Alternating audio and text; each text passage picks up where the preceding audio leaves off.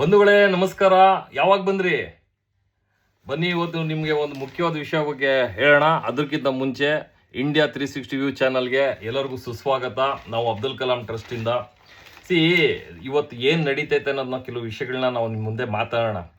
ಈ ಚಿನ್ನದ ವ್ಯಾಪಾರಿಗಳನ್ನ ನಾವು ಏನೋ ಭಾರಿ ದುಡ್ಡು ಮಾಡಿರೋರು, ತುಂಬಾನೇ ಶ್ರೀಮಂತರು ಅಂತ ತಿಳ್ಕೊಂಡಿರ್ಬೋದು. ಬಟ್ ಅವ್ರು ಇರ್ಬೋದು, ಬಟ್ ಅಲ್ಲಿ ಕುಶಲ ಕಾರ್ಮಿಕರು ಕೆಲಸ ಮಾಡ್ತಿದಾರಲ್ಲ, ಅವ್ರ ಬಗ್ಗೆ ನಾವು ಮಾತಾಡಲೇಬೇಕಲ್ವಾ?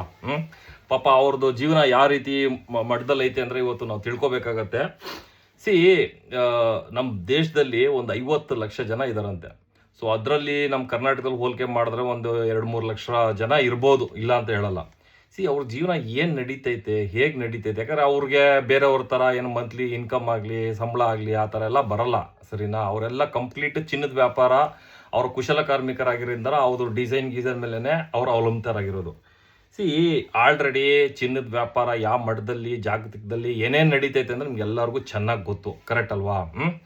ಅವರ ಕುಶಲತೆಯನ್ನ ಯಾವ ರೀತಿ ಕುಗ್ತೈತೆ ಅಂದ್ರೆ, ಮುಂದಿನ ದಿನಗಳಲ್ಲಿ ಕುಶಲ ಕಾರ್ಮಿಕರೇ ಇರಲ್ಲ. ಅಂದ್ರೆ ಅವ್ರ ಪಾಲಿಶ್ ಮಾಡೋರಾಗ್ಲಿ ಅಥವಾ ಅದನ್ನ ಒಂದು ಹೊಸ ಡಿಸೈನ್ ಮಾಡೋರಾಗ್ಲಿ ಅವರೇ ಇರಲ್ಲ.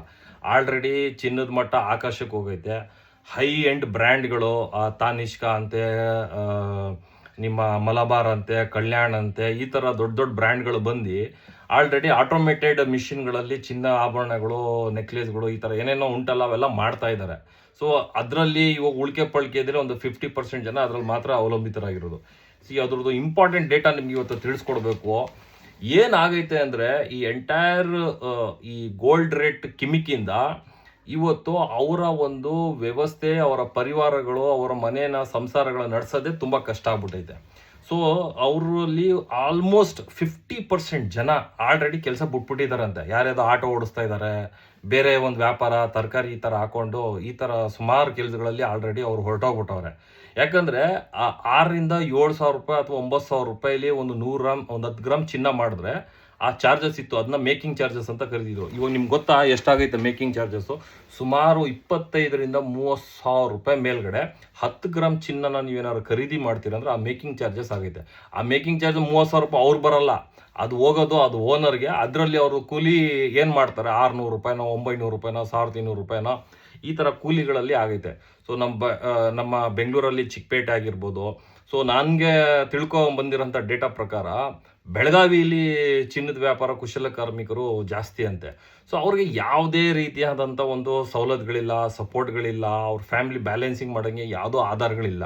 ಸೊ ಹಾಗಾಗಿ ಸರ್ಕಾರಕ್ಕೆ ನಮ್ಮ ವಿನಂತಿ ಏನಂದರೆ, ಅವ್ರನ್ನ ನೀವು ಒಂದು ಒಳ್ಳೆ ಕುಶಲ ಕಾರ್ಮಿಕರ ಒಂದು ಯೋಜನೆಗಳಲ್ಲಿ ತಗೊಬಂದು ಅವ್ರಿಗೆ ಏನಾದ್ರು ಒಂದು ಬೆನಿಫಿಷಿಯಲ್ ಆಗಿ ಒಂದು ಆಲ್ಟರ್ನೇಟಿವ್ ಜಾಬ್ ಓರಿಯೆಂಟೆಡ್ನ ಕ್ರಿಯೇಟ್ ಮಾಡಲೇಬೇಕು, ಸರಿನಾ? ನಾವು ಉರ್ದುಲಿ ಹೇಳ್ತೀನಿ, ದಕ್ಷಿಣ ಉರ್ದುಲಿ, ಕ್ಯಾ ಬಾ ಸುನಾರ ಅಂಕೋ ಬಹುತ್ ಅಚ್ಚಾ ಪೈಸಾ ಮಿಲ್ತಾ ಕತೆ, ಸುಣ್ಣ ಬನಾ ಲೇತಿ, ಆಧಾ ಗ್ರಾಮ್ 1 ಗ್ರಾಮ್ ಉಡಾ ಲೇತಿ ಅಂತ ಏನೇನೋ ಹೇಳ್ತಾರೆ. ಅವೆಲ್ಲ ತಪ್ಪು.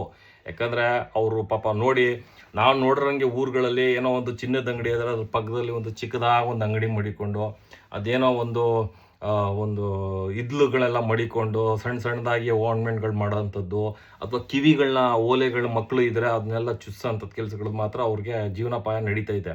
ಸೊ ಮುಂದಿನ ದಿನಗಳು ಯಾವ ಸಿಚುವೇಶನ್ ಐತೆ ಅಂದರೆ, ಆ ಕುಶಲ ಕಾರ್ಮಿಕರುಗಳೇ ಇರಲ್ಲ, ಸರಿನಾ? ಆ ಮಟ್ಟದಲ್ಲಿ ವ್ಯವಸ್ಥೆ ಆಗೈತೆ. ಸೊ ದಯವಿಟ್ಟು ನಾನು ಈ ವಿಷಯ ಏನಕ್ಕೆ ತಿಳಿಸ್ಕೊಡ್ತಾ ಇದ್ದೀನಿ ಅಂದರೆ, ನಮ್ಮ ಒಂದು ಸರ್ವಿಸಲ್ಲಿ ಸರ್ಕಾರ ಏನಾದರೂ ಅವ್ರಿಗೆ ಒಂದು ಒಳ್ಳೆ ಫ್ರೇಮ್ ಮಾಡಿ ಏನಾದ್ರು ಒಂದು ಅವ್ರನ್ನ ಜಾಬ್ನ ಸೆಕ್ಯೂರ್ ಮಾಡಬೇಕು. ಸೊ ಇದು ನನ್ನ ವಿನಂತಿ. ಸೊ ಹೀಗೆ ಸಿಗೋಣ. ಕೆಲವು ವಿಷಯಗಳನ್ನ ತರ್ತೀನಿ. ನಾನು ಮಾತಾಡೋದನ್ನ ನಿಮ್ಗೆ ಯಾವ ಥರ ಇಷ್ಟಪಡ್ತಾ ಇದ್ದೀರಾ ಅನ್ನೋದನ್ನ ನನಗೆ ತಿಳಿಸ್ಕೊಡಿ. ಸೊ ಸ್ವಲ್ಪ ಇಂಪ್ರೂವ್ ಮಾಡೋಕ್ಕೆ ಟ್ರೈ ಮಾಡ್ತಾ ಇದ್ದೀನಿ, ಓಕೆನಾ? ಥ್ಯಾಂಕ್ ಯು, ನಮಸ್ಕಾರ, ಜೈ ಹಿಂದ್, ಜೈ ಕರ್ನಾಟಕ.